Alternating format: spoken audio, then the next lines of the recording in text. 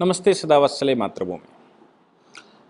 Love जिहाद के बारे में हम सभी जान ही रहे हैं कि पूरे देश में एक मुहिम चल रही है कि लोग लव जिहाद कर रहे हैं। लव जिहाद का मतलब समझना चाहिए कि क्या है, और उस पर उत्तर प्रदेश सरकार ने जो स्टेप लिए हैं, ये मुझे लगता है कि भारत देश में स्वतंत्रता के बाद इन विषयों पर पहली बार इस प्रकार के कदम लिए हैं। उत्तर प्रदेश सरकार ने इस पर हिम्मत दिखाई। उत्तर प्रदेश सरकार ने इसको दूध का दूध पानी का पानी करने के लिए कार्य किया और उस पर एक टीम अलग से गठित की। मुझे लगता है कि ये एक लैंडमार्क काम उत्तर प्रदेश सरकार ने किया है कानून के दायरे में। अब मामला समझना चाहिए कि कानपुर में शालिनी यादव के प्रेम विवाह को, लव जिहाद के मैटर को, उसने जो एक वीडियो जारी किया था, उस वीडियो के आधार पर बहुत कुछ उत्तर प्रदेश में चल रहा है। हालांकि पूरे देश में लव जिहाद के मामले लोग कहते हैं कि आते हैं, और जब कोई इस्लामिक व्यक्ति, कोई मुसलमान व्यक्ति किसी हिंदू को टारगेट करके उससे विवाह करता है और उसका धर्म परिवर्तन करवाता है और उसके संप्रदाय परिवर्तन के बाद उससे निकाह करता है और उसको कोई एक नया नाम देता है, जैसे शालिनी यादव को फिजा नाम दिया गया और फिजा नाम देकर उसके साथ निकाह किया गया, इस निकाह को लव जिहाद का नाम दिया गया। शालिनी यादव ने कहा कि मेरे प्रेम को, मेरी मोहब्बत को लव जिहाद मत कहिए, मैंने सच्चे दिल से उससे मोहब्बत की है। लोगों ने कहा कि सच्चे दिल से तुमने तो मोहब्बत की है क्योंकि तुम हिंदू हो और तुम्हारी स्वभाव ऐसा है कि तुम छल कपट नहीं जानती, लेकिन सामने वाले ने क्या किया होगा ये तुमको पता नहीं है। उसकी 3 बीवियां कब वो लेकर आएगा और तुम्हारे बच्चे पैदा होने के बाद उसके नाम क्या रखे जाएंगे और उनको कौन सा संप्रदाय और कौन सा मज़हब से पहचाना जाएगा, ये सब भविष्य बताएगा। हालांकि शालिनी यादव के पिता ने बड़ा पुलिस स्टेशन के अंदर, जहां वो रहते हैं, वहां उन्होंने एक FIR लिखवाई। इस वीडियो के बाद उन्होंने कहा कि फैज़ल नाम के व्यक्ति ने उसकी लड़की को किडनैप किया है और उसकी किडनैप के बाद उसको लापता कर दिया है, ले गया है। तो किडनैपिंग का और उसको बरगलाने का, रेप करने का, ये वो सब मुकदमा लिखवा दिया गया। अब ये सामान्य प्रक्रिया थी, मुकदमे लिखाए जाते हैं, लेकिन इस पर कोई कार्रवाई जब आगे नहीं बढ़ी तो स्थानीय विश्व हिंदू परिषद की कार्यकारिणी ने या विश्व हिंदू परिषद ने इस विषय को उठाना शुरू किया और उन्होंने कहा कि इस विषय पर अगर कार्रवाई नहीं होती तो बहुत कुछ गलत हो जाएगा और हम लॉ एंड ऑर्डर अपने हाथ में ले लेंगे। लॉ एंड ऑर्डर अपने हाथ में ले लेंगे, ये गैरकानूनी बात है, कानून के खिलाफ बात है। लेकिन इसी बीच में कुछ खुलासे होने शुरू हुए और खुलासे ये होने शुरू हुए कि वो लड़की, जिस जगह से वो लड़का आता था, उसी जगह के 5 अन्य लड़कों ने जो आपस में संपर्क में थे, कानपुर के अलग अलग स्थानों से हिंदू लड़कियों के साथ निकाह किया, उनको मुसलमान बनाया और ले जाकर कहीं और निकाह किया और भाग गए। लोगों ने जब चर्चा करनी शुरू की तो कानपुर की जूही कॉलोनी के वो सारे संपर्क में निकले और जूही कॉलोनी के संपर्क में होने की वजह से शक पैदा हुआ।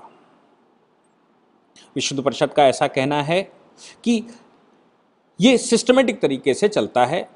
कुछ सैलून जो खोले जाते हैं मुस्लिम एरियाज़ में, उन सैलूनों को फंडिंग की जाती है PFI जैसे संगठनों के द्वारा, और उनमें जो ये कार्य करने वाले हैं, खोलचे का काम करने वाला है, मैकेनिक का काम करने वाला है, टायर पंचर का काम करने वाला है, मोटर मैकेनिक का काम, साइकिल बनाने वाला है, इन सब के जो बच्चे या जो कार्य करते हैं उनको अच्छे कपड़े और वाहन मुहैया करवाए जाते हैं और कुछ पैसे भी दिए जाते हैं।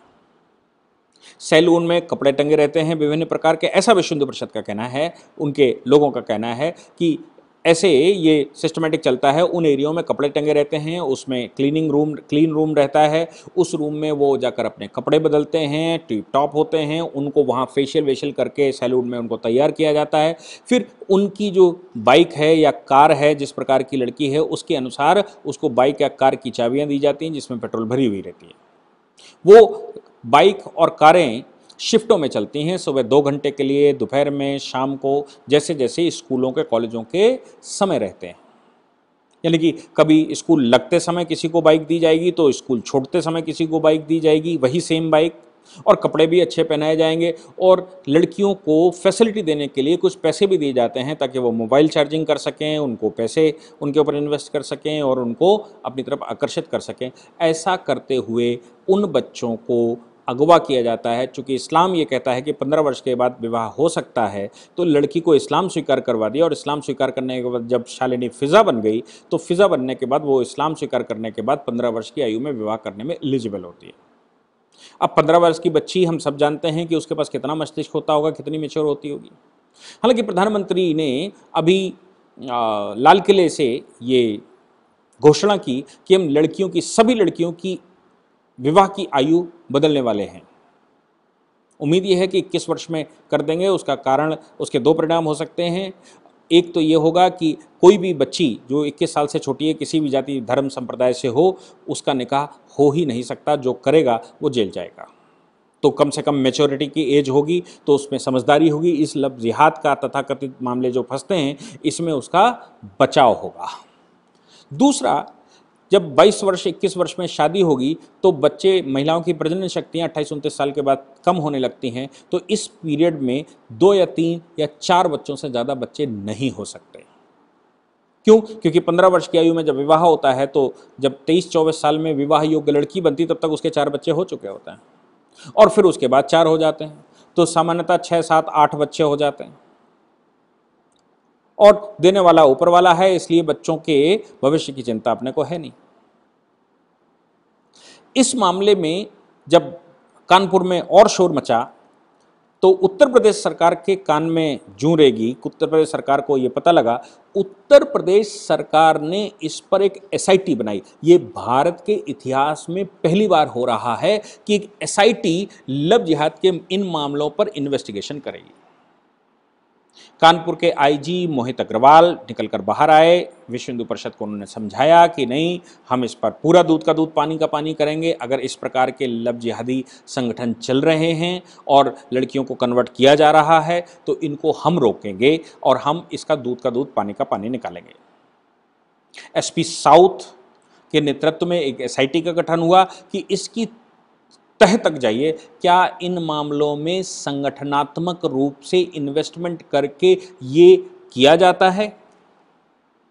क्या वाकई में ये मोहब्बत है, या टारगेट किया जाता है कि एक हिंदू लड़की को लाकर उसको मुसलमान बनाया जाएगा, उसको शालिनी से फिजा बनाया जाएगा, उसके साथ निकाह किया जाएगा, उससे बच्चे पैदा किए जाएंगे, और फिर जब वो प्रजनन शक्ति उसकी कम हो जाएगी तो दूसरी शालिनी पकड़ी जाएगी, दूसरी फिजा बनाई जाएगी, और इस प्रकार 4 तक निकाह किए जा सकते हैं। अगर 5वें की आवश्यकता है तो पहली वाली को तलाक भी दे दिया जाएगा।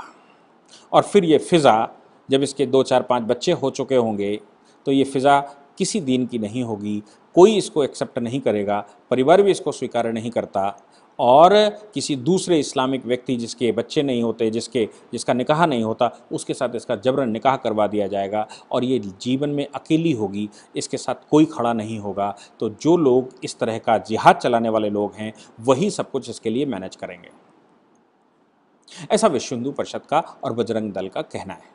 लेकिन उत्तर प्रदेश सरकार की सराहनीय कदम को स्वीकार किया जाना चाहिए, क्योंकि मुस्लिम कम्युनिटी सदैव से कहती आई है मोहब्बत है, मोहब्बत में सब कुछ हो सकता है, और हिंदू कम्युनिटी ये कहती आई है कि ये लव जिहाद के मामले हैं, और इन लव जिहाद के मामलों को टारगेट बनाकर किया जाता है ताकि कम्युनिटी बढ़ाई जा सके। करीना कपूर को विवाह करके तैमूर पैदा किए जा सके। मुझे लगता है कि ये सराहनीय कदम है, और पूरे देश में इस प्रकार की एसआईटी बननी चाहिए ताकि इसका दूध का दूध और पानी का पानी निकाला जा सके, और ऐसे व्यक्तियों को कठोर से कठोर सजा दी जानी चाहिए। और नहीं तो मैं कहता हूँ कि गैर धर्म से विवाह ही रोक देना चाहिए, धर्म परिवर्तन रोक देना चाहिए, इस पर कानूनन बैन लगा देना चाहिए। और विवाह की आयु तो प्रधानमंत्री ने कहा है कि विवाह की आयु वो बदलेंगे। मुझे लगता है इस पर सराहनीय कदम है, पूरे देश को इस पर काम करना चाहिए। आपकी नज़र में अगर इस प्रकार का कोई मैटर आता है, तो कानपुर और उसके क्षेत्र में अगर आता है, तो वहाँ पर तो एटलीस्ट इस एसआईटी को सूचना दी ही जा सकती है कि हमारे मोहल्ले में भी एक केस ऐसा आया है, ताकि इन्वेस्टिगेशन कंप्लीट हो सके और ऐसे संगठनों को पकड़ा जा सके, भारत में इस पर रोक लगाई जा सके। उत्तर प्रदेश सरकार को मैं अपनी तरफ से सैल्यूट करता हूँ। नमस्कार।